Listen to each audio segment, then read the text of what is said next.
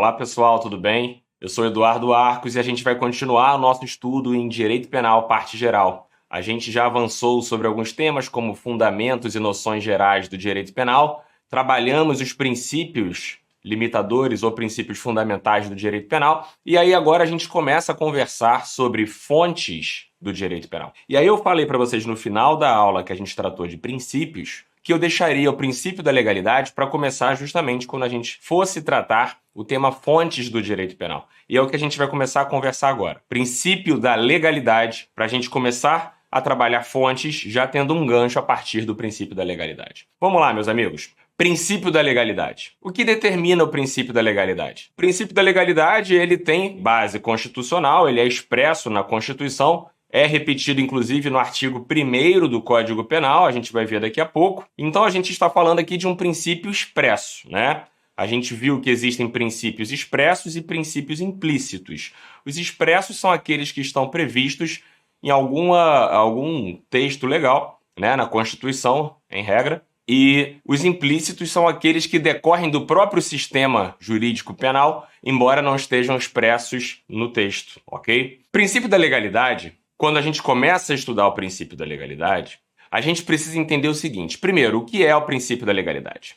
O princípio da legalidade ele está previsto expressamente no artigo 5º, inciso 39 da Constituição, que diz pra gente o seguinte: não há crime sem lei anterior que o defina, nem pena sem prévia cominação legal. Perfeito. O artigo 1º do Código Penal ele repete essa essência, embora com um texto relativamente diferente, dizendo que não há crime sem lei anterior que o defina, ponto, não há pena sem prévia cominação legal. Ele diz exatamente a mesma coisa, a única diferença é que ele coloca um ponto e separa em dois períodos. Presta atenção, galera, olha só. O que se está dizendo aqui é o seguinte: a gente precisa de uma lei para que eu possa criar tipos penais e cominar penas, ok? Então a gente precisa ter lei para criar tipos penais e cominar penas. Isso está expresso na Constituição e replicado no artigo 1º do Código Penal. Tudo bem? Beleza. A gente vai começar agora a estudar alguns detalhes do princípio da legalidade, por isso eu trabalho ele separadamente. E o primeiro que a gente vai estudar são os fundamentos do princípio da legalidade. Quais são os fundamentos do princípio da legalidade? Existem 3 fundamentos, tá? E a gente vai começar a estudar agora cada um deles. O primeiro fundamento do princípio da legalidade é um fundamento conhecido, chamado na doutrina como fundamento democrático do direito penal. Fundamento democrático do direito penal. E isso a gente deve a Beccaria, a Feuerbach, ok? Que são autores do nosso período iluminista, do período humanitário do direito penal, que trazem a necessidade de uma lei penal tratando da matéria. De uma lei regulamentando, criando tipos penais. Para quê? Para que eu possa dizer que existe um fundamento democrático naquele direito penal, naquele direito que é aplicado pelo Estado. Quando a gente fala que o princípio da legalidade ele tem um fundamento democrático, é dizer o seguinte: somente o legislador é o representante do povo, da população, né? A gente tem hoje um sistema bicameral no Brasil, o Senado representando os estados e a Câmara dos Deputados representando o povo, né, diretamente. Mas o que a gente tem é o Congresso Nacional, estou falando aqui em âmbito da União, é o representante da democracia. É aquele que representa a vontade popular, foram eleitos pelo povo.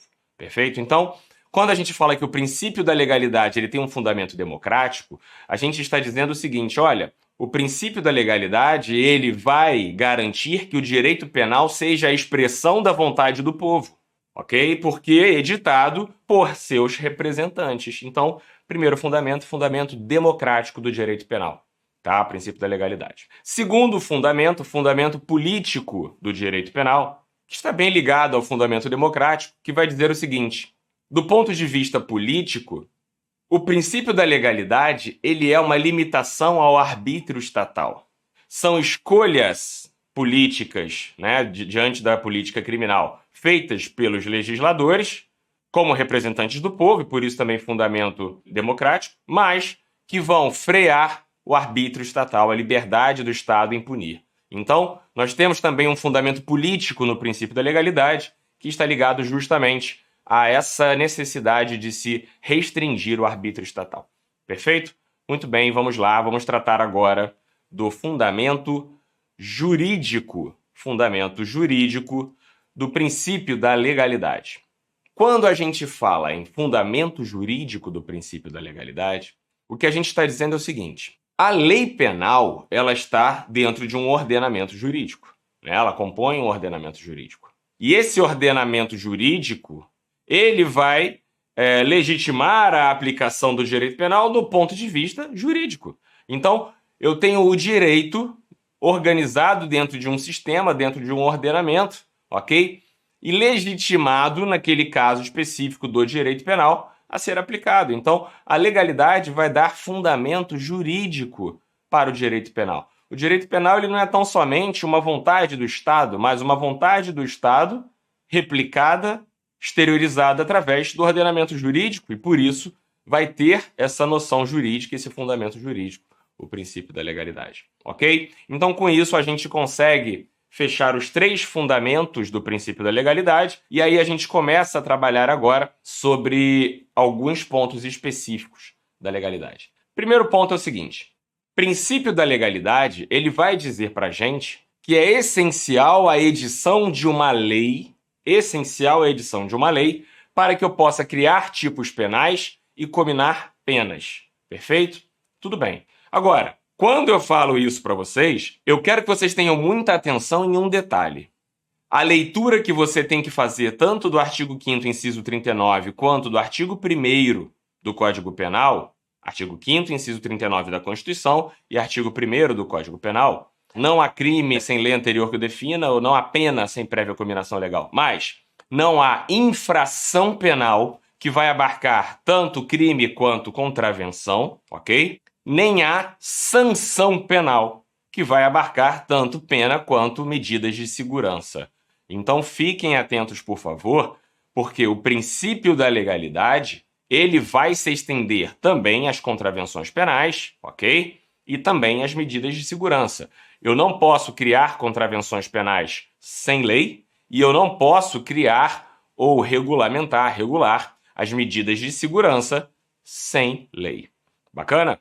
Tranquilo. Então aqui a gente tem essa extensão, essa amplitude do princípio da legalidade, e essa amplitude vai dizer para a gente que tanto contravenção quanto crime, tanto pena quanto medida de segurança dependem da edição de lei para a sua existência. Basta a edição de uma lei? Basta a edição de uma lei? Preste atenção aqui. Primeiro ponto que a gente precisa conversar é o seguinte: existe diferença entre legalidade e reserva legal? E aí eu já vou adiantar para vocês uma coisa. Doutrina clássica, né, costumava fazer uma diferença, trazer uma diferença entre legalidade e reserva legal, dizendo que o princípio da legalidade seria mais amplo que o princípio da reserva legal. O princípio da legalidade, ele abarcaria alguns subprincípios, né, como, por exemplo, anterioridade, retroatividade da lei penal, e também a reserva legal, que estaria dentro da legalidade, e a reserva legal seria estritamente a determinação de que tipos penais fossem criados por lei em sentido estrito. Então presta atenção. Para essa doutrina clássica, legalidade abarcaria outros documentos normativos, enquanto reserva legal restringiria o âmbito do princípio da legalidade apenas a lei em sentido estrito. Hoje a gente não tem uma grande discussão em torno disso, tá? Trabalha-se princípio da legalidade já dizendo que eu preciso de uma lei em sentido estrito para criar direito penal. Eu não posso me valer, por exemplo, de um decreto, de uma medida provisória, a gente vai ver isso mais à frente, mas o princípio da legalidade já traz para a gente essa noção. Eu não preciso fazer essa dicotomia entre legalidade e reserva legal. Ok? Mas se vocês encontrarem por aí reserva legal, saibam que o que ele está falando é reserva legal diz que apenas lei em sentido estrito pode criar tipos penais e cominar penas. Se ele falou de reserva legal, ele está querendo trabalhar a diferença entre legalidade e reserva legal. Perfeito? Muito bem. Quais são os corolários do princípio da legalidade? Ou seja, o que vai decorrer do princípio da legalidade? Quais são os consectários do princípio da legalidade? Primeiro ponto. Princípio da anterioridade, que vai determinar para a gente que a lei que vai reger determinado fato deve ser anterior a esse fato. A gente vai aprofundar isso quando trabalhar lei penal no tempo, tá? Mas eu já adianto para vocês o seguinte: essa lei tem que ser anterior. Então, primeiro ponto, primeiro consectário da legalidade, lei anterior, lex prévia. Quando eu falo em lei anterior, ela deve ser anterior ao fato que ela pretende reger. Então, se eu matei alguém hoje, a lei que vai reger esse homicídio que eu pratiquei é a lei que já está vigente, ou seja, que é anterior ao meu fato. Perfeito? A gente vai ver que existem algumas exceções quanto à ultratividade da lei penal, mas daqui para frente, daqui a pouco. Outro consectário da legalidade é que a lei deve ser escrita, lex scripta. O que quer dizer lei escrita? Presta atenção aqui. Quando eu digo que a lei deve ser escrita, eu estou dizendo que eu só considero lei aquela lei editada pelo órgão legislativo, publicada, afastando dessa forma, por exemplo, o direito consuetudinário no direito penal, ou seja, os costumes. Quando eu falo em lei escrita, eu estou afastando o direito consuetudinário no direito penal, ok? Então, o princípio da legalidade ele vai abarcar a anterioridade e a necessidade de uma lei escrita. Além disso, essa lei deve ser estrita. Cuidado, escrita e estrita. Professor, o que é a lex estrita? Presta atenção. Quando eu falo em lei estrita, eu estou dizendo o seguinte: aquela lei editada, ela foi editada para reger fatos determinados, específicos.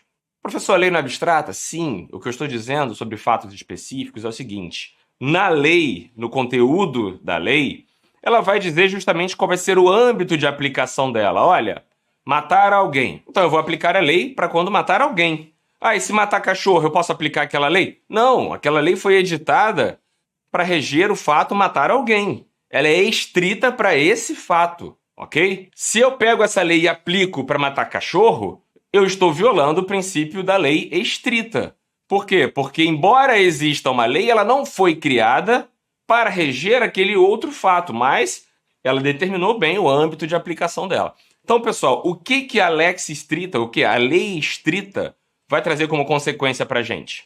A vedação à analogia. E a gente vai ver que essa vedação à analogia vai ser uma vedação apenas quando essa analogia for in malam partem, ou seja, em desfavor do réu. Perfeito? Então, lei estrita é uma lei que foi editada para reger fatos determinados, fatos específicos, bem delimitada, não podendo ser aplicada para outras situações que não aquelas previstas na própria lei. Outra consequência do princípio da legalidade é a chamada necessidade de lei certa. Anotem no caderno de vocês, lei certa. Lei certa vai implicar no subprincípio da taxatividade. E a lei taxativa é aquela que prevê elementos bem definidos, perfeito? Que não deixa margem a subjetivismo na sua aplicação. Então, eu preciso, para que uma lei seja legítima no plano penal, que essa lei tenha elementos bem definidos. Não posso ter conteúdo aberto, termos vagos, termos ambíguos. Eu preciso trazer na lei elementos que sejam bem determinados e que consigam delimitar exatamente qual vai ser o âmbito de aplicação dessa lei. Perfeito? Então, quando a gente trabalha, por exemplo, com termos vagos, imprecisos, é comum a gente dizer que a gente está diante de um tipo penal aberto, ok? Um tipo penal que traz uma certa vagueza, um subjetivismo maior ao aplicador, o que deve ser evitado no direito penal. E, por fim, essa lei penal ela tem que ser necessária. Tá? Então, não basta que exista uma lei penal. Essa lei penal ela precisa ser necessária. E a gente estudou isso quando a gente falou sobre o garantismo, sobre o sistema garantista, quando eu disse para vocês que nulla pena sine crimine, nullum crimen sine lege e nulla lege sine necessitate. Né? Então, a lei desnecessária, ou seja, a lei penal que não era necessária para reger aquele determinado fato, ela é uma lei inconstitucional. Nesse caso aqui, a gente teria um excesso, e aí violaria o princípio da proporcionalidade, também na sua face do excesso, da proibição do excesso, quando eu criminalizo condutas que não deveriam ser condutas protegidas pelo direito penal. Então a gente teria formalmente uma lei, mas substancialmente essa lei seria uma lei inconstitucional na sua essência. Beleza? Tudo bem. Professor, em relação à origem do princípio da legalidade, o que a gente pode trazer aqui? Origem histórica, evolução histórica do princípio da legalidade. A gente vai ter aqui uma certa divergência e eu peço que vocês anotem isso, porque isso, principalmente para uma segunda fase, é importante quando vocês forem, por exemplo, discorra sobre o princípio da legalidade. Se você chegar lá e falar artigo 5º, inciso 39, artigo 1º e algumas decisões jurisprudenciais sobre o tema, vai ganhar ponto, mas não vai pegar o ponto cheio. Então aproveitem para discorrer. Quando pedem para você discorrer, você precisa falar da evolução histórica, de conceitos, de natureza jurídica, você precisa trazer tudo aquilo que seja pertinente ao caso, ao tema. Preste atenção. Parte da doutrina aponta a origem histórica do princípio da legalidade na Magna Carta Libertatum, de 1215, João Sem Terra, século XIII, Inglaterra. Só que a Magna Carta Libertatum, parte da doutrina, e é a doutrina majoritária, mais moderna, ela vem dizer o seguinte para a gente. Olha só, a gente está utilizando como origem remota do princípio da legalidade um direito que é totalmente baseado na common law, né? Um direito que era baseado em um direito constitucional não escrito, em textos específicos. E por isso se faz uma crítica a essa origem histórica remota à legalidade em relação à Magna Carta Libertatum, justamente porque ela não era tão vinculada, tão estrita à legalidade. Já que a gente trabalhava aqui num sistema de common law, a gente trabalhava em um sistema em que se admitia o costume, então a legalidade já seria mitigada a partir daí. Mas prestem atenção. O que se diz é, olha, tudo bem, devido ao processo legal, enfim, a legalidade substancial, isso aí tudo bem, a gente pode reportar a Magna Carta Libertatum, século XIII. Mas quem a gente pode, de fato, apontar como sendo os dois sujeitos que trouxeram para o direito penal o princípio da legalidade como sendo algo que deve ser observado de forma estrita, são Cesare Beccaria e Feuerbach, ok? Então, Cesare Beccaria, no dos delitos e das penas, quando ele diz que criminalização de uma conduta somente será legítima e a sua pena, em consequência, também, se for expressão da democracia, se for justa, proporcional e editada como expressão da democracia. Então, tem que ser através de lei. Então, Beccaria vai trazer para a gente essa primeira noção e vai ser em Feuerbach, que se escreve Feuerbach, na verdade, com CH, tá? Se preparem para usar isso na prova oral. Então, fala Feuerbach, tá? Escreve Feuerbach, mas esse sujeito foi justamente aquele que cunhou, né, a expressão que a gente utiliza até hoje, nullum crimen, nulla pena sine lege. Então, nullum crimen, nulla pena sine lege pode ser atribuída a Feuerbach. Beleza? Então, a gente tem aí como origem o século XVIII, na verdade, como sendo um momento em que a gente consegue enxergar o princípio da legalidade da forma como a gente enxerga hoje no plano do direito penal. Perfeito? Então, beleza. Passado esse esforço aí que eu fiz com vocês no plano histórico, vamos conversar um pouco, então, sobre algumas questões envolvendo a legalidade. Já vimos a diferença entre legalidade e reserva legal. Vimos que reserva legal determina que lei em sentido estrito deve criar direito penal. E pela Constituição, deve ser criado através de lei ordinária, ok? Através do processo legislativo, regular, da edição de leis ordinárias. Muito bem? Tudo bom. Pergunta interessante que costuma vir em prova é a seguinte: eu posso criar direito penal através de outros atos normativos? A gente tinha uma discussão que era o seguinte: olha, criar crimes e combinar penas é somente lei, mas nada impede que eu possa, através de outros atos normativos, reger direito penal.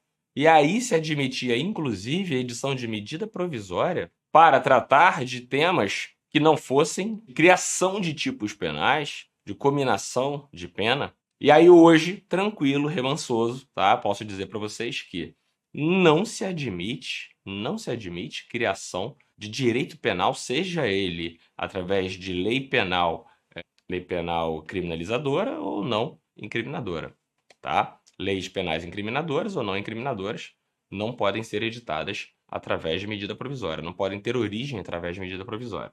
E aí a pergunta que costuma se fazer é a seguinte: posso reger direito penal através de medida provisória? Aí você vai falar assim, não. Por quê? Por causa do princípio da legalidade. Eu só posso tratar de direito penal através de lei. E aí o examinador maldoso pergunta para você, tudo bem, hein, doutor, mas a medida provisória ela foi editada, seguiu o seu curso constitucional de criação natural e se tornou lei.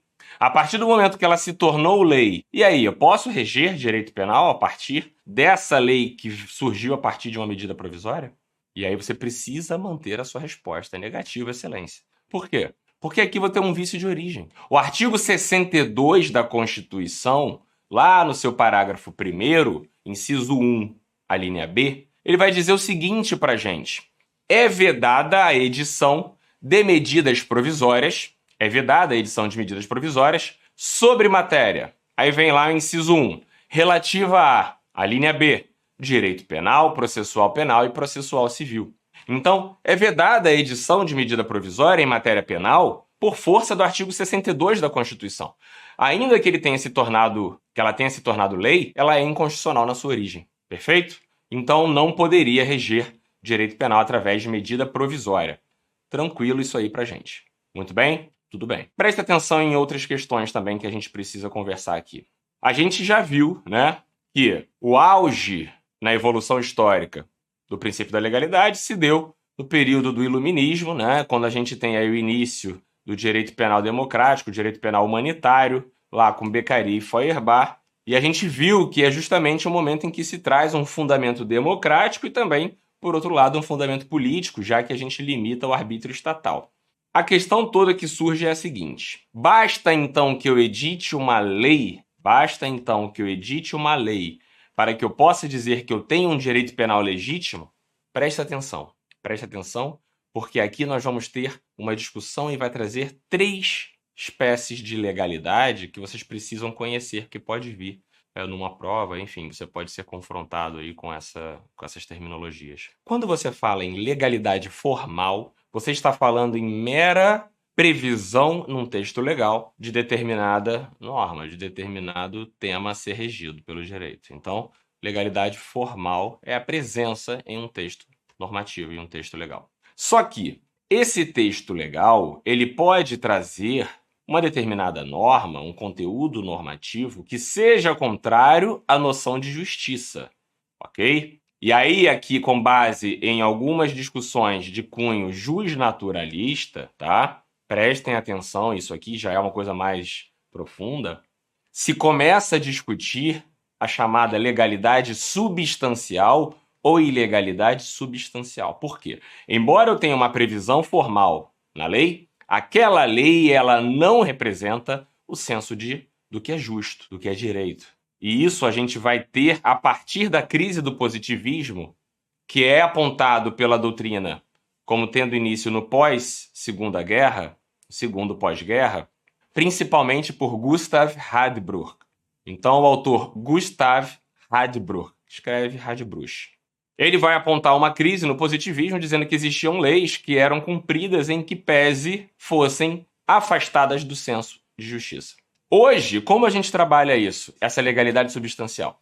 A análise da legalidade meramente formal ela não é suficiente, mas eu não posso retomar a um período jusnaturalista e eu, juiz, por exemplo, no caso concreto, deixar de aplicar uma norma porque eu acho que ela não é justa. Então, essa análise de legalidade material deve ficar adstrita à verificação de constitucionalidade ou de convencionalidade. Perfeito? Ou seja, essa lei viola a nossa Constituição, seja do ponto de vista formal ou do ponto de vista material. Se não viola, ok, ela é tanto formal quanto materialmente legal. Perfeito? Mas saibam dessa noção, dessa discussão entre legalidade formal, legalidade substancial, que surge justamente com a crise do positivismo. E aí vem essa discussão sobre conteúdo normativo injusto, ok? Criação de tipos penais, por exemplo, que vão contra a própria existência do homem. Como a gente viu algumas características da legalidade, eu trago para vocês agora algumas consequências diretas da legalidade. Primeira consequência direta, a gente já viu, que é a taxatividade, que quer dizer o seguinte: as leis penais elas devem ser claras e o mais possível certas e precisas, determinadas, ok? Eu preciso evitar termos vagos. Para que isso? Para impedir o subjetivismo do julgador. Porque se eu quero justamente ter um fundamento democrático, se eu crio tipos penais abertos, eu não estou dizendo mais que foi o legislador que disse aquilo. O legislador ele deu um leque de opções para que o julgador escolhesse, no momento da aplicação, qual seria a interpretação que ele daria. E isso não deve ser feito, né? Senão você violaria o princípio da legalidade, principalmente no fundamento democrático. Então, para retirar esse subjetivismo do julgador, a gente tem que ter leis taxativas certas, tá? Então, essa é uma questão interessante, porque parte da doutrina aponta para a gente, anotem isso, por favor, prestem atenção nisso, porque isso é o que eu estou dizendo. Não adianta a gente chegar aqui e estudar artigo 539, artigo 1º do Código Penal, se a gente não souber essas questões, que são questões que podem deixar te fazer tremer em algum momento do concurso. Olha só, a legalidade no Estado social. O que é isso, professor? Se você pega a doutrina moderna hoje, eles começam a trazer alguns temas interessantes, e aí eu aponto para vocês, por exemplo, quem aborda isso, Leonardo Schmidt de Bem, Busato, eles vão tratar dessa questão quando eles falam o seguinte: o princípio da legalidade no Estado social. O que é isso, professor? É comum você ver o seguinte: em um Estado social, o Estado ele precisa trazer ferramentas que o auxiliem na satisfação da justiça material. A ideia ali é eu preciso satisfazer justiça material no caso concreto. Se eu tenho um direito penal, que a gente já viu que é um meio de controle social, que é totalmente amarrado pelo princípio da legalidade, ele impede que em algumas situações eu consiga realizar a justiça material. Então vem a doutrina e fala o seguinte: em estados sociais, e aí vejam bem, quando eu falo em estados sociais, é estados sociais de verdade. Eu tenho uma mitigação no princípio da legalidade para que eu possa permitir ao julgador a satisfação da justiça material no plano concreto. Qual é o problema disso? A partir do momento que eu mitigo a legalidade para permitir que o julgador satisfaça a justiça material no plano concreto, eu estou também permitindo ao julgador que ele aplique o direito penal conforme a sua consciência, o que pode se afastar também dessa noção de justiça material, permitindo arbitrariedade estatal. Então vejam bem, aqui a gente vai ter uma violação ao princípio da legalidade de qualquer forma, ainda, né, que seja com ótimas intenções. Por quê? Porque se eu deixo a permissão ao Estado de que ele mitigue a legalidade para satisfazer a justiça social, eu também acabo permitindo que ele pratique arbitrariedades. Então, dos males, o menor é determinar aquilo que é proibido pelo legislador de forma democrática e seguir exatamente aquilo que foi determinado. Que a justiça material seja feita no plano abstrato, né? Tentando ser aplicado pelo legislador, retirando esse subjetivismo do aplicador no caso concreto. Beleza? O interessante é o seguinte, gente. O princípio da taxatividade, que a gente está conversando aqui agora, ele não encontra previsão expressa no ordenamento jurídico brasileiro. Ele decorre da legalidade, que diz que não há crime sem lei anterior que o defina, não há pena sem prévia cominação legal. Mas no momento diz que essa lei deve ser uma lei certa, expressa, só que ele vai ser um princípio implícito. Quando a gente fala em legalidade, a gente tem que entender essa legalidade como também taxatividade. Preste atenção em um detalhe apenas para fins de conhecimento, tá? E se você quiser um dia fazer menção disso num texto dissertativo, numa segunda fase. A Constituição da Nicarágua, entre outras, traz o princípio da taxatividade de forma expressa. Ela diz que a lei deve ser expressa e inequívoca. Quando ela fala em expressa e inequívoca, ela está dizendo que eu tenho que ter termos presentes naquela lei que sejam inequívocos, ou seja, que não deem margem a várias interpretações, ok? Não podem ser termos equívocos, ou seja, que causam mais de uma interpretação, possibilitam mais de uma interpretação. Isso deve ser afastado e isso está previsto expressamente na Constituição da Nicarágua, ok? Muito bem.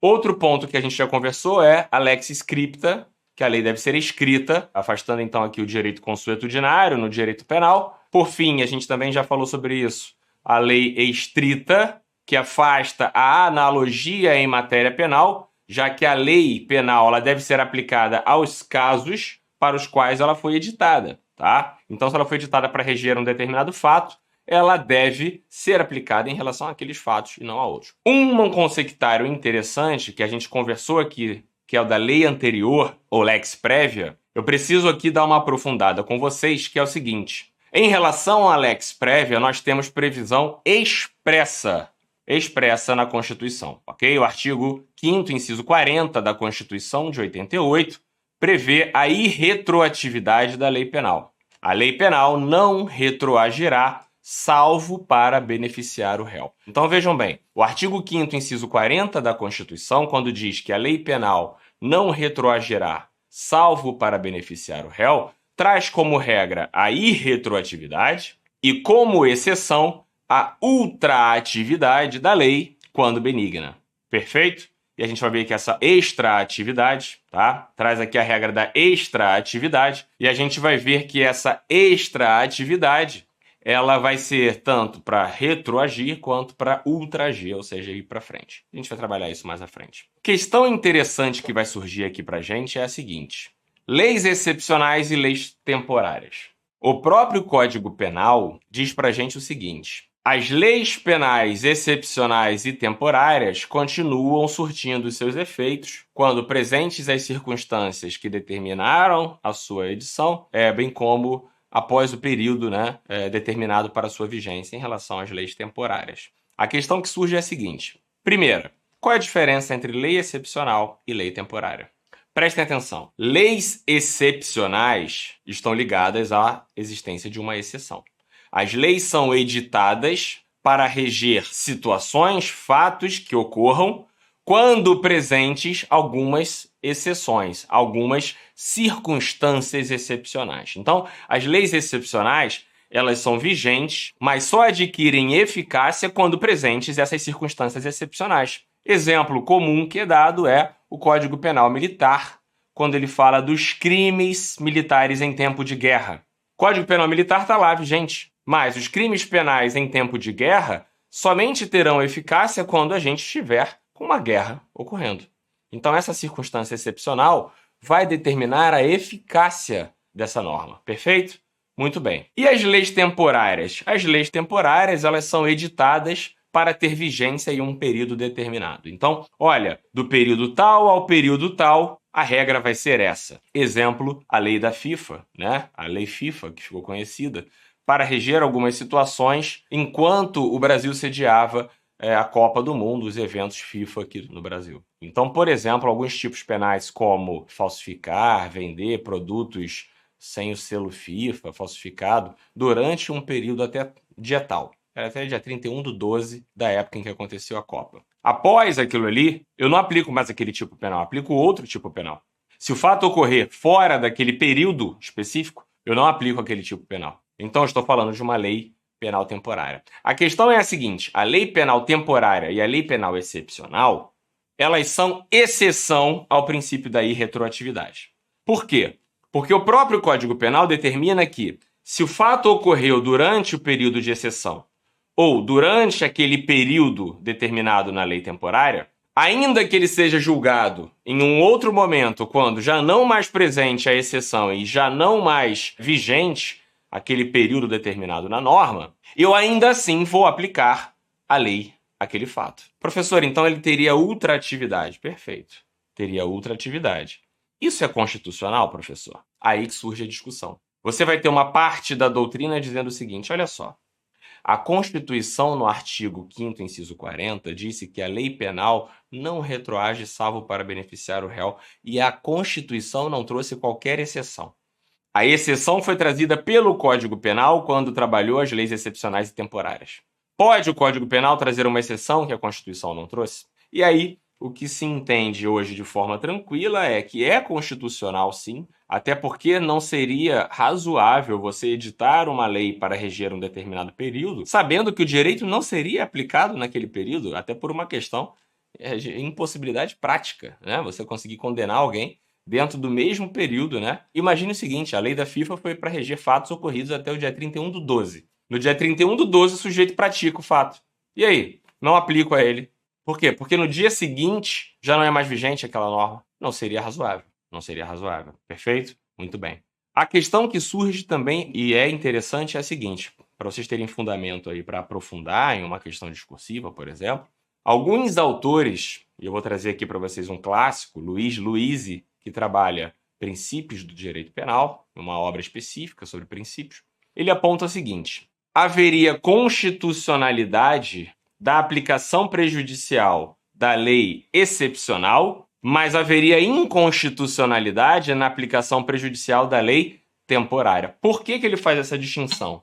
Porque o Luiz Luiz fala o seguinte: a lei excepcional ela ainda é vigente, só não tem eficácia porque a circunstância excepcional não existe mais. Já a lei temporária ela não é mais vigente, então haveria aqui uma extratividade. Na lei excepcional não há extratividade. Por quê? Porque ela é vigente, só não é eficaz. Compreenderam isso? Então a lei excepcional ela seria vigente, mas não eficaz, e a lei temporária ela deixaria de ser vigente o seu termo final. Perfeito?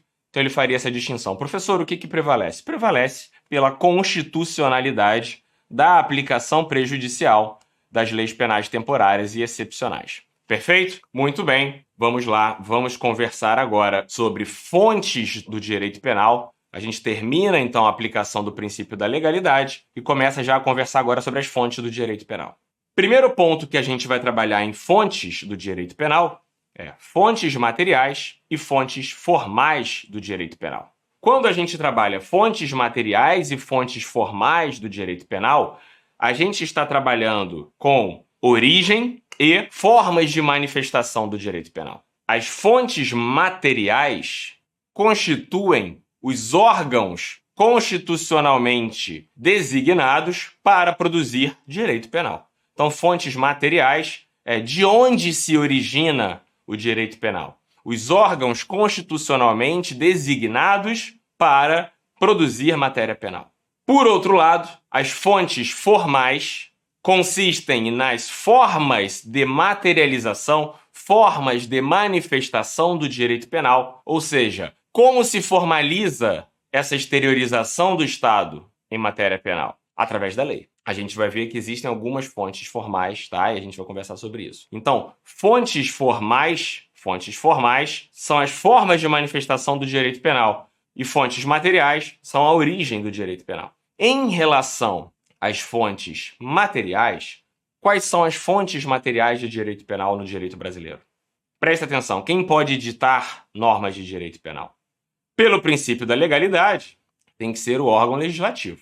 Ok. Pelo artigo 22, inciso 1 da Constituição, quem edita normas sobre direito penal é a União. Então, conjugando o artigo 22.1 da Constituição, que diz que é a União, princípio da legalidade, que diz que tem que ser um órgão legislativo, somente o Congresso Nacional pode produzir normas de direito penal. Então, o Congresso Nacional, que é o legislativo no plano da União, ele vai ser a nossa fonte material por excelência em direito penal. Perfeito? Tudo bem. Professor, existe alguma exceção a isso? Existe. Existe uma exceção que vai dar origem ao chamado direito penal local. Qual é a exceção, professor? O artigo 22, parágrafo único da Constituição, ele diz que, excepcionalmente, poderá ser autorizado por lei complementar aos estados editar normas de direito penal para reger questões que sejam específicas daquela localidade, questões regionais. Então eu preciso primeiro ter uma lei complementar da União autorizando estados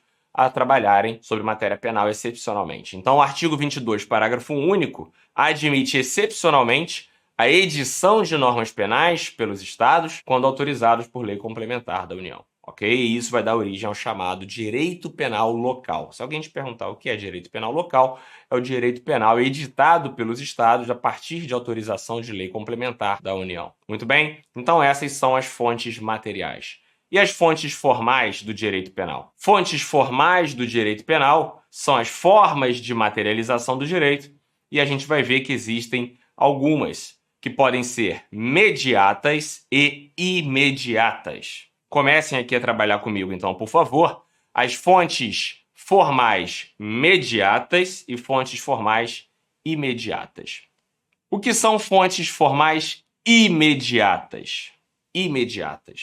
Fontes formais imediatas são aquelas que inovam em matéria penal.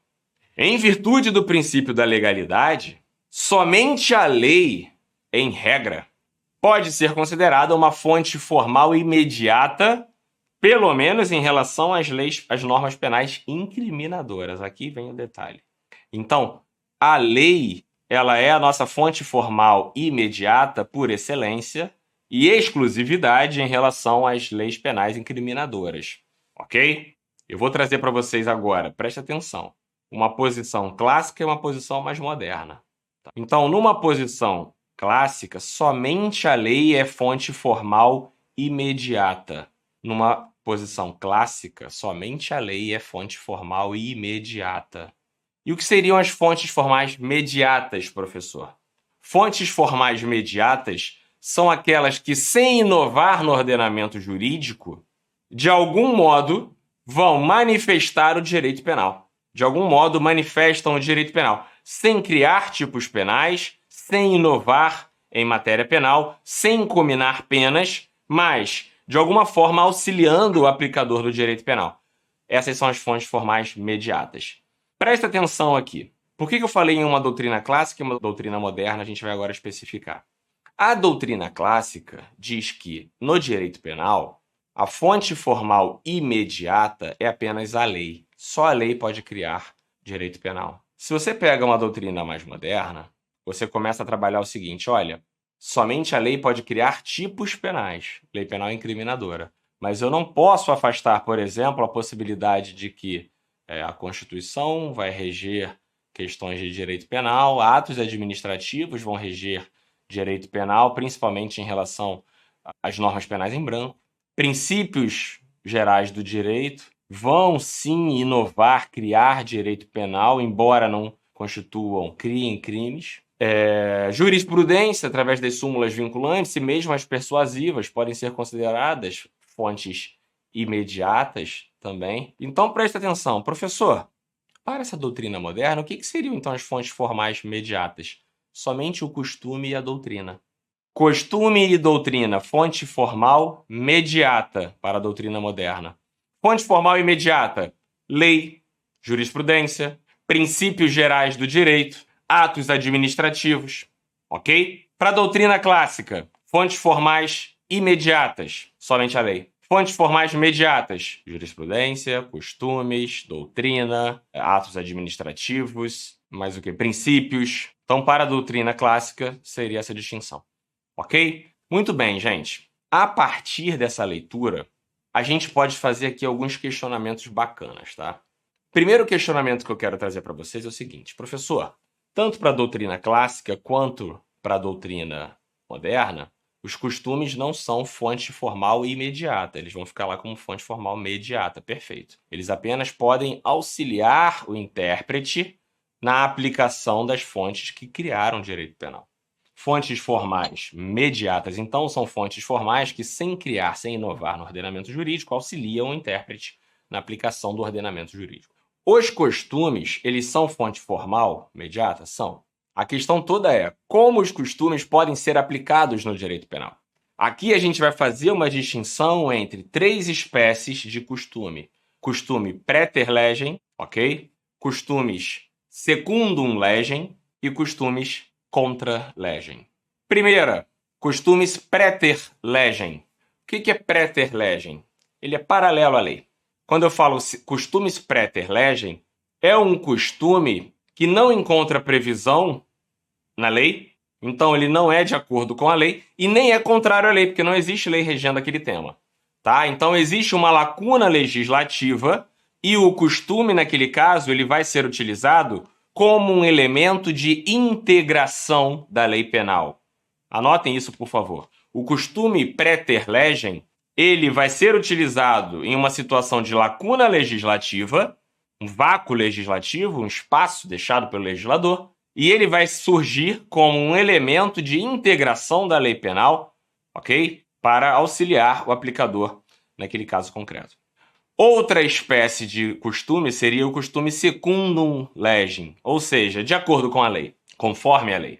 Nesse caso, o costume ele vai auxiliar o aplicador a esclarecer o conteúdo do tipo penal.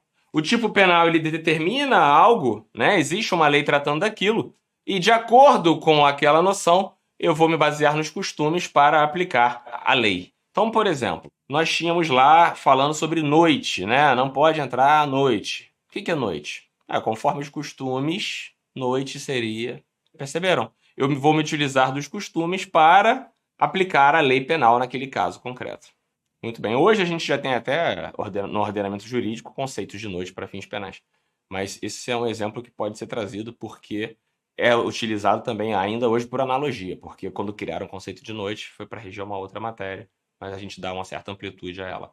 A última espécie de costumes é o chamado costumes contra legem. Costumes contra legem são costumes contrários à lei. Se eles são costumes contrários à lei, eles estariam violando o princípio da legalidade. É o que se chama de desuetudo, ok? Desuetudo. Consuetudo é conforme os costumes, né? Consuetudinário, e desuetudinário é algo ligado a um costume contrário à lei. Então, desuetudo é o desuso da lei conforme o costume, tá? Presta atenção, se o costume é contrário à lei, ele vai ser vedado por violação ao princípio da legalidade. Lei não pode ser revogada por costume. Esse foi um dos argumentos, lembra quando a gente trabalhou a adequação social? Para se afastar a aplicação do princípio da adequação social no plano concreto, já que a adequação social nada mais seria do que a verificação de costumes naquela sociedade que afastam a aplicação de um tipo penal. Lembram? Então, muito bem. Isso seria uma hipótese de desuetudo que é vedado conforme o princípio da legalidade. Tá? Então, eu não posso, através de costumes, criar tipos penais, assim como também não posso revogar tipos penais. Muito bem. Outra questão interessante trazida para a gente aqui. Constituição pode criar tipos penais? Questão interessante. Porque eu falei que tem que ser a lei. A Constituição está acima da lei. A Constituição pode criar tipos penais? Prestem atenção. Nesse caso, por não ser o ambiente próprio para a criação de tipos penais, a Constituição não é apta a criar tipos penais. Ok? A Constituição, ela não cria tipos penais, somente a lei. A própria Constituição determina que a lei ordinária vai ser a criadora dos tipos penais. Mas a Constituição, então, ela vai ter algum tipo de papel em matéria penal? Lógico que sim. Ela vai trazer aqui uma norma de regência, né? Uma norma de determinação para que a gente consiga saber no plano político, criminal, quais foram as opções daquele Estado em matéria penal. E aí, olha, a Constituição vai escolher os bens jurídicos, vai dizer quais são os bens jurídicos que vão ser penalmente relevantes, quando lá no artigo 5º ele diz pra gente que vai ser protegida a vida, a propriedade, a liberdade. Perceberam que lá estão presentes os bens jurídicos mais essenciais, que devem ser, então, protegidos pelo direito penal? Outra questão interessante envolvendo a Constituição, anotem isso, por favor, são as chamadas cláusulas de criminalização ou mandados constitucionais de criminalização. A Constituição ela pode determinar ao legislador que determinadas condutas sejam criminalizadas. A Constituição vai dizer, olha, legislador, essas condutas aqui são tão graves que você não pode fechar os olhos para elas.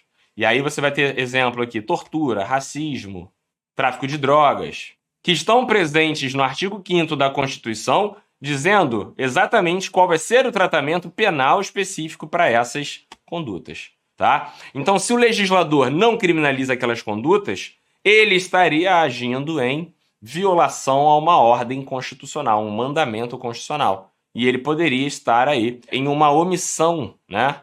Praticando uma omissão, e nesse caso, uma inconstitucionalidade por omissão. Sendo possível, por exemplo, você mover as ações pertinentes para forçar, né, com que o legislador venha a editar os atos cabíveis. Tanto é que recentemente nós tivemos decisão do STF dando um tratamento em relação à injúria preconceituosa similar ao racismo. Por quê? Porque não há distinção. Quando a Constituição fala que deverá ser protegida toda forma de discriminação, se vai ser através de racismo ou de injúria racial. E aí, quando ele estende a imprescritibilidade do racismo à injúria racial, é seguindo justamente o que a Constituição determinou. Perfeito? Assim como a criminalização de alguns tipos penais são determinados pela Constituição. Por exemplo, o meio ambiente, né? O artigo 225 da Constituição vai falar para a gente que o meio ambiente sadio deve ser preservado, sendo punidos civil, administrativa e criminalmente as condutas que possam violar o meio ambiente. Então, olha só, a Constituição disse que vai ser punido criminalmente. Se o legislador não cria esses tipos penais, ele está violando a Constituição. Então, a Constituição ela vai trazer mandados constitucionais de criminalização. Ou seja, a Constituição vai trazer as chamadas cláusulas de criminalização. Muito bem? Tudo bom. Uma questão mais recente que surge, que é bem interessante, tá? Principalmente para quem for fazer uma prova em âmbito federal, ou mesmo que não seja, mas que venha cobrar coisas mais recentes, né, pontos mais modernos, diz respeito aos mandados convencionais de criminalização. Como assim? Pergunta que eu trago para vocês. Tratado, e isso já foi cobrado de forma ampla. Tratado internacional pode criar crimes? Pode criar tipos penais? Um tratado internacional pode criar tipos penais? E a resposta que eu trago para vocês é negativa. E durante muito tempo a gente enfrentou essa questão em relação à Convenção de Palermo, quando a gente conversava sobre organizações criminosas, que a gente não tinha um tipo penal específico, né, para a criminalização das organizações criminosas, o que só veio com a Lei 12.850, criminalizando, tipificando a conduta de organizar ou participar de organização criminosa. Mas a Convenção de Palermo já tratava de organização criminosa há muito tempo. E aí eu te pergunto, a Convenção de Palermo poderia ter criado tipos penais no plano interno? Não, porque violaria o processo legislativo específico trazido pela Constituição para a criação de tipos penais, que é a edição de leis ordinárias. Ah, professor, mas o tratado internacional, depois de assinado, ratificado, ele é internalizado através de um decreto. Porra, acabou de falar que violou por completo o processo legislativo específico. Então, tratados internacionais podem criar tipos penais? Não podem. Mas, assim como a Constituição, hoje a gente já fala em chamados mandados convencionais de criminalização. Como assim? Em relação aos tratados de direito internacional que envolvem direitos humanos, quando o país seja signatário daquele tratado, ele se compromete a proteger aqueles determinados direitos que foram ali tratados naquela convenção. Então, se, por exemplo, existe um tratado dizendo que os signatários se comprometem a proibir, a coibir toda forma de discriminação, a proibir, a coibir toda forma de terrorismo. Se você é signatário desse tratado, você se compromete a criar ferramentas no plano interno para punir aqueles que venham a violar aqueles direitos reconhecidos naquele tratado. Então, isso é o que a doutrina vem chamando de mandados convencionais de criminalização, que são determinações no plano interno para cumprimento de ferramentas, né, de meios, a fim de satisfazer aquilo que foi reconhecido no plano internacional. Ok? Então, muito bem, a gente termina agora a nossa conversa sobre essa parte inicial. Muito bem, então. Agora a gente começa a conversar sobre classificação da lei penal. Vamos começar a tratar agora sobre classificação da lei penal. Primeiro ponto que a gente precisa trazer aqui é o seguinte. A lei penal ela vai ser dividida em duas grandes classes, né? As incriminadoras e as não incriminadoras. A gente vai começar a trabalhar sobre as incriminadoras, depois trazer as não incriminadoras e as suas subespécies. As leis penais incriminadoras são aquelas que criam tipos penais e cominam penas, tá? Então, leis penais incriminadoras são aquelas aptas a criar tipos penais, cominar penas. Pode ser contravenção ou crime. Tudo bem. A gente está falando de lei penal incriminadora. Cuidado. Porque falar incriminadora, você pode achar que a que cria contravenções não seria incriminadora. Então, leis penais incriminadoras são aquelas que criam infrações penais e cominam sanções penais. Essas são as incriminadoras. Dentro das incriminadoras, você vai ter duas espécies. E aqui eu peço atenção de vocês, porque isso também é algo que não se vê em todos os manuais, mas tem sido cobrado ainda em algumas provas, já que eu tenho visto por aí. A primeira lei penal incriminadora, chamada de proibitiva. Então, leis penais incriminadoras proibitivas. O que são as leis penais incriminadoras proibitivas? São aquelas que emanam um comando de proibição, ou seja, elas prevêem uma conduta em abstrato, conduta esta que o cidadão, né, não pode realizar, porque caso ele realize, ele terá as consequências jurídico-penais da violação à norma, que é a pena. Então, Na norma incriminadora proibitiva, eu digo lá uma conduta, essa conduta não pode ser realizada, é proibida. Se você realizar aquela conduta, você se submete ao preceito secundário, vai submeter a pena. Então, matar alguém. Matar alguém é proibido. Eu tenho uma norma incriminadora proibitiva. Matar alguém. A norma que emana dali é: eu não posso matar ninguém. É proibido matar alguém. Então é uma norma proibitiva. Só que eu tenho também as espécies de normas preceptivas. Antes da gente começar a falar sobre preceptivas, anotem um detalhe em relação às normas proibitivas. As normas proibitivas são aquelas que prevêem crimes praticados em regra por comissão, por ação, por comissão. Então, se eu proíbo alguém de fazer algo, ele vai violar a norma quando ele faz algo. Então, as normas proibitivas são aquelas que, em regra, são violadas através de uma conduta comissiva. Perfeito? Outra norma incriminadora é a norma preceptiva. O que são as normas preceptivas? Normas preceptivas são aquelas que mandam que você faça algo, que trazem como um comando normativo um fazer algo, e você viola a norma preceptiva quando deixa de fazer aquilo que foi determinado pela norma penal. Então, quando ele bota lá, deixar de prestar socorro quando possível fazê-lo, o que ele está dizendo é o seguinte: você deve prestar socorro. Perceberam a diferença? O comando normativo aqui é determinando que você faça algo, e você vai violar a norma justamente quando você não fizer esse algo que a norma determinou. Então, nas normas penais preceptivas, a violação a essa norma se dá através de um comportamento, de uma conduta omissiva, de não fazer aquilo que a norma determinou que você fizesse. Maravilha? Muito bem. Então, dentro das normas incriminadoras, as proibitivas e as preceptivas. Vamos conversar agora sobre as normas não incriminadoras. Normas não incriminadoras. Quando a gente trabalha com normas não incriminadoras, a gente vai ter subespécies das não incriminadoras. Professor, o que são normas não incriminadoras? Normas não incriminadoras são aquelas que, sem criar tipos penais ou cominar penas, regem matéria penal. Então, normas penais não incriminadoras são todas aquelas que, não criando tipos penais ou não cominando penas, regem de alguma forma a matéria penal. E aí, presta atenção. Dentro das não incriminadoras, nós vamos ter algumas subespécies. Comecem, por favor, a anotar. A primeira que a gente vai trazer aqui são as normas penais permissivas.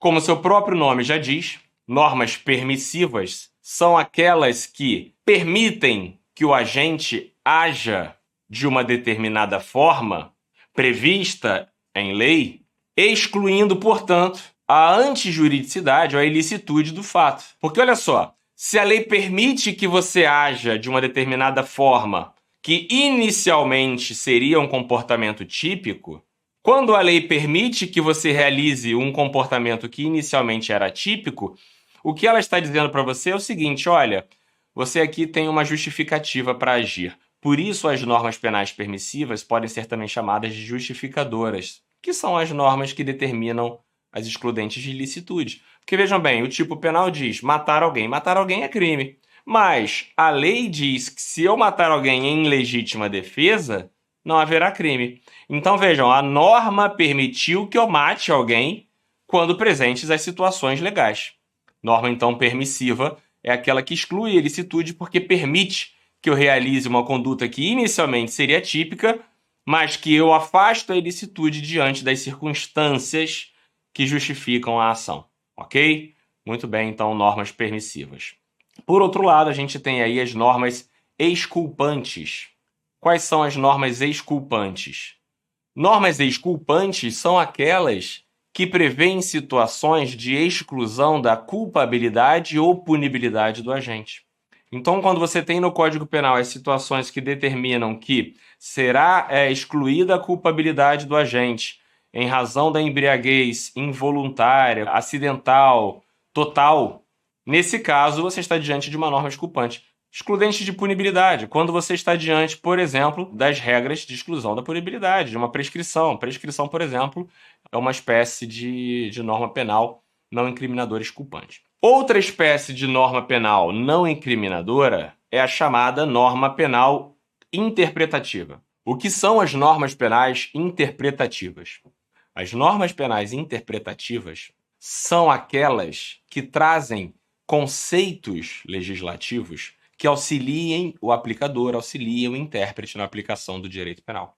Então, quando a gente for conversar sobre a interpretação da lei penal, a gente vai ver que a interpretação autêntica ou legislativa é aquela realizada pelo próprio legislador. Perfeito? Muito bem. E como ele faz isso? Ele faz isso através das normas interpretativas. Quando ele traz normas que servem para auxiliar o aplicador na interpretação, na aplicação do direito penal. Quando, por exemplo, o direito penal, o Código Penal, traz um conceito de casa para a gente, traz um conceito de funcionário público para a gente está diante de uma interpretação autêntica realizada pelo legislador sobre o conceito de casa, sobre o conceito de funcionário público, e ele traz isso através de normas interpretativas, né? Normas interpretativas. Perfeito? Então, normas interpretativas são aquelas que trazem conceitos que vão auxiliar o aplicador na interpretação da norma penal. Outras normas não incriminadoras são as normas complementares. O que são as normas penais não incriminadoras complementares? Normas penais não incriminadoras complementares são aquelas que, não criando tipos penais, não combinando penas, tratam do próprio âmbito de aplicação do direito penal. Então, elas vão regulamentar o próprio âmbito de aplicação do direito penal, em que situações determinado tipo penal vai ser aplicado. Então, quando eu trato de normas penais complementares, eu estou dizendo de normas que vão reger o próprio âmbito de aplicação do direito penal. Artigo 1º. O artigo 1º do Código Penal, quando fala não há crime sem lei anterior que o defina, não há pena sem prévia cominação legal. O Código Penal, quando trata da territorialidade, quando ele trata da lei penal no tempo e a lei penal no espaço, o que o Código Penal está trazendo para a gente são normas que vão complementar, né, o direito penal, regendo o âmbito de aplicação do próprio direito penal. Então, são normas que vão funcionar aqui de forma complementar. Essas são as normas complementares. Além das normas complementares, nós vamos ter as chamadas normas diretivas. Prestem atenção. As chamadas normas penais não incriminadoras diretivas, quase você não encontra por aí, mas aqui a gente vai precisar tratar disso, são os princípios em matéria penal. Normas penais não incriminadoras diretivas são aquelas que trazem para o aplicador do direito penal direcionamentos, diretrizes para aplicação do ordenamento jurídico penal. E aí o exemplo que a gente traz são os princípios penais. Os princípios penais são normas diretivas, tá? Que vão nos auxiliar no direcionamento, nas diretrizes de aplicação do direito penal. Por isso, são normas não incriminadoras diretivas. Por fim, nós temos as chamadas normas não incriminadoras integrativas ou de extensão. O que são as normas não incriminadoras integrativas ou de extensão? Prestem atenção aqui, porque isso vai ter uma grande repercussão em diversos outros pontos do direito penal, parte geral.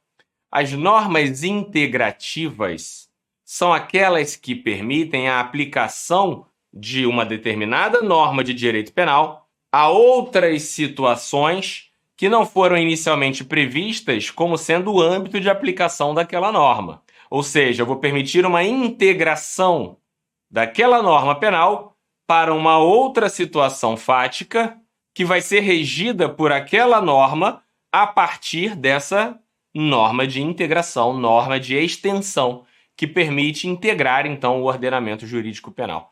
Me dá um exemplo, professor, e eu dou um exemplo tranquilo para vocês, que é a chamada tentativa. O artigo 14, inciso 2 do Código Penal, quando ele fala para a gente que diz se o crime tentado, quando iniciada a execução, não se consuma por circunstâncias alheias à vontade do agente, ele traz para a gente um conceito de tentativa. E aí o parágrafo único do artigo 14, ele fala que, na tentativa, o sujeito será punido com a pena do crime consumado com a causa de redução.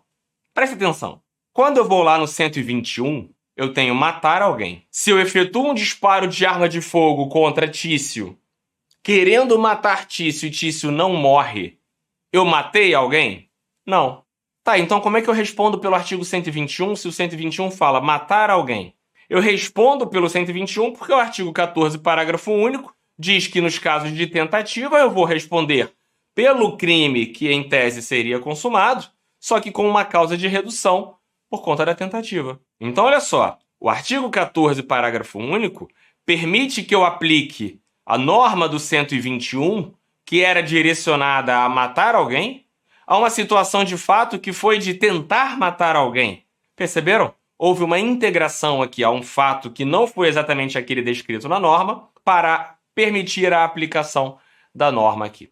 Outra norma integrativa está presente no artigo 13 também do Código Penal, quando trata da omissão penalmente relevante. Tá? A omissão penalmente relevante que determina que o garantidor vai responder pelo resultado. Né? Se ele vai responder pelo resultado de matar alguém, por exemplo, a mãe, que não tomou os cuidados devidos e acabou permitindo que seu filho fosse morto, né? Ou não evitou o resultado. Se ela não evitou aquele resultado e ele morreu, ela vai responder por matar alguém. Mas ela matou alguém?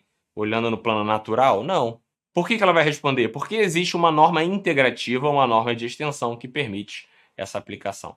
Ok? Assim como também existe em relação ao concurso de pessoas, enfim.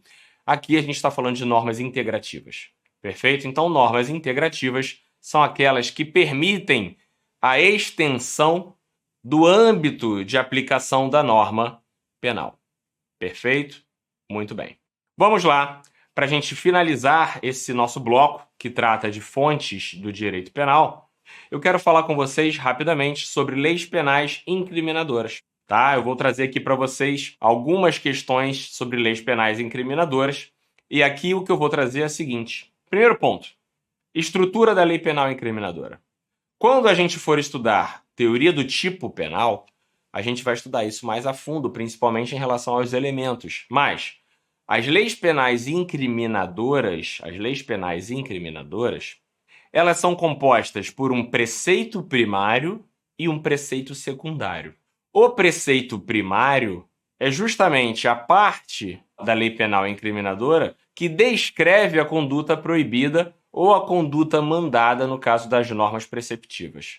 Então, o preceito primário vai ser a descrição em abstrato da conduta proibida. E o preceito secundário vai ser a consequência jurídico-penal do descumprimento dessa norma penal, a pena prevista. Então, matar alguém, preceito primário, reclusão de 6 a 20 anos, preceito secundário. Essa é a estrutura da norma penal incriminadora.